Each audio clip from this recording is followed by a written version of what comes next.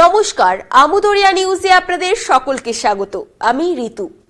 শুরু করছি আজকের গুরুত্বপূর্ণ কিছু খবর। রিক্টার স্কেলে ছিল 7 মাত্রা। ক্যালিফোর্নিয়ার উপকূলে ভূমিকম্প।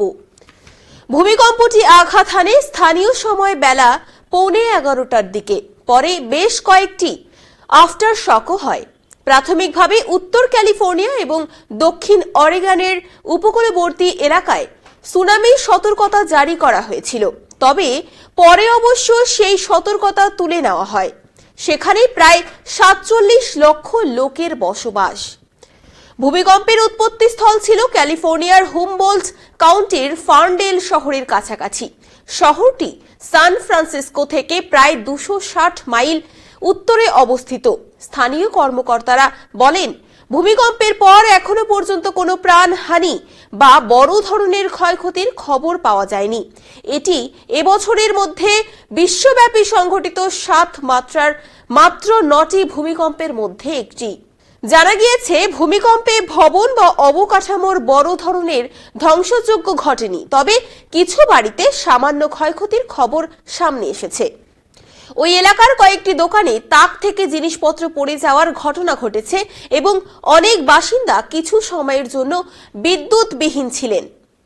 উত্তর ক্যালিফোর্নিয়ার বার্কলে শহর সহ কিছু অঞ্চলে সম্ভাব্য সুনামির শঙ্কায় লোকজনকে নিরাপদ আশ্রয়ে সরে যেতে বলা হয়েছিল। ভূমিকম্পের পর ক্যালিফোর্নিয়ার রিও ডেল শহরের ব্লু স্লাইড রোডে ফাটলের ছবি প্রকাশিত হয়েছে। সুনামি সতর্কতা বাতিল হওয়ার আগে সান ফ্রান্সিসকোতে লোকজনকে উঁচু অঞ্চলে যাওয়ার তাড়াহুড়ো করতেও দেখা যায়। আসছি পরের খবরে। শুক্রবার দুপুরে এক স্কুলের অধ্যক্ষকে গুলি করে হত্যার অভিযোগ উঠল ওই স্কুলেরই এক দ্বাদশ শ্রেণীর ছাত্রের বিরুদ্ধে। পুলিশ জানিয়েছে, ওই ছাত্রর সঙ্গে তার এক সহপাঠীও ছিল। অধ্যক্ষকে গুলি করার পর তারা ওই নিহত স্যারের স্কুটারে চড়েই ঘটনাস্থল থেকে পালিয়ে যায়। পুলিশ সুপার আগম জৈন জানান, দুপুর 1:30টা নাগাদ এই ঘটনাটি ঘটে। ধামুরা সরকারি উচ্চ বিদ্যালয়ের শৌচাগারে প্রবেশ পথে গুলিবিদ্ধ হন অধ্যক্ষ SK সাক্সেনা।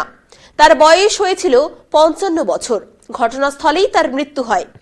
অভিযুক্ত ছাত্র এবং তার সহপাঠী দুজনেই ওই স্কুলেই পড়ে বলে জানিয়েছে পুলিশ সুপার। পুলিশ সূত্রে আরও জানা গিয়েছে, অধ্যক্ষকে অনুসরণ করে শৌচাগারে গিয়েছিল অভিযুক্ত শিক্ষার্থী। শৌচাগার থেকে তিনি বের হতেই পয়েন্ট ব্ল্যাক রেঞ্জ থেকে তার মাথায় গুলি করে সে।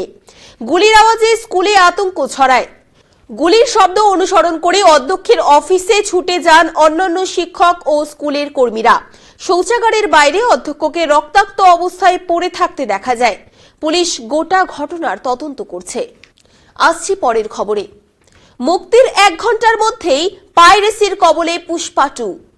বহুল প্রতীক্ষিত সিনেমা পুষ্পা 2 মুক্তি পেয়েছে বৃহস্পতিবার, অর্থাৎ 5ই ডিসেম্বর।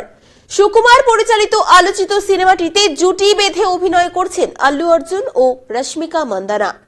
বিশ্বের 12,500 পর্দায় মুক্তি পেয়েছে এটি, কিন্তু মুক্তির 1 ঘন্টা পরেই পাইরেসির কবলে পড়েছে সিনেমাটি। জানা যাচ্ছে, ইতিমধ্যে বিভিন্ন ওয়েবসাইটে পাওয়া যাচ্ছে সিনেমাটি। বহুল প্রতীক্ষিত Pushpa 2 cinema torrent platform piracy ওয়েবসাইটে ফাঁস হয়েছে। এসব মাধ্যমে HD কোয়ালিটির প্রিন্ট বিনামূল্যে ডাউনলোড করা যাচ্ছে। পুষ্পা 2 সিনেমায় আল্লু অর্জুনের স্ত্রীর চরিত্রে অভিনয় করছেন রশ্মিকা মান্দানা। কয়েকদিন আগে মুক্তি পায় সিনেমাটির ট্রেলার। 2 মিনিট 48 সেকেন্ড দৈর্ঘ্যের ট্রেলারে পুষ্পা রাজ চরিত্রে আল্লু অর্জুন যেমন নজর কাড়েন, তেমনি শ্রীবল্লী চরিত্রে রশ্মিকাও প্রশংসা কুড়ায়। এরপর পুষ্পা 2 সিনেমার চর্চা আরও জোরালো হয়। আসছি পরের খবরে। বেইজিং সামলাতে অভিজ্ঞ ব্যবসায়ী পারডিউকে বেছে নিলেন ট্রাম্প। আগামী জানুয়ারিতে ট্রাম্প প্রেসিডেন্ট পদে বসতে চলেছেন।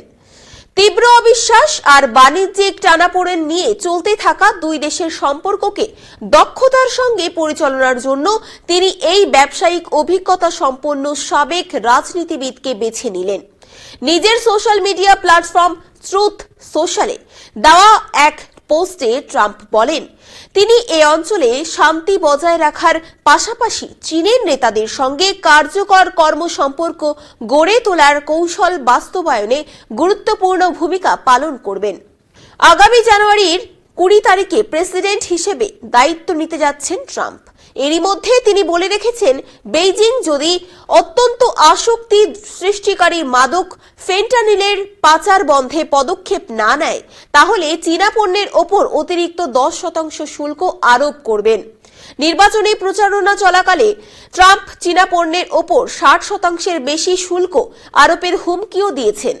2015 থেকে 2021 সাল পর্যন্ত সিনেটে জর্জিয়ার রিপাবলিকান সদস্য ছিলেন Purdue.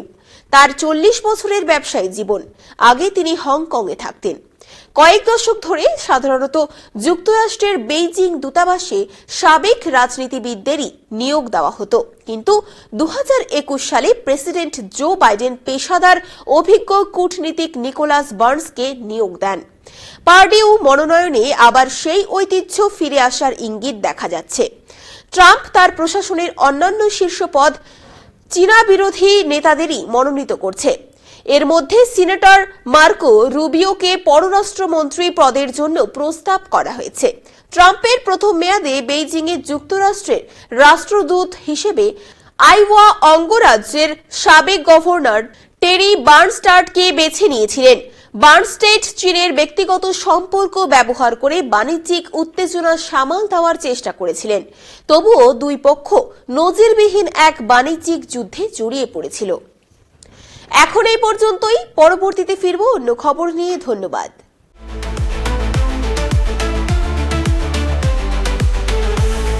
আমুদরিয়া news, Voice of the Marginal.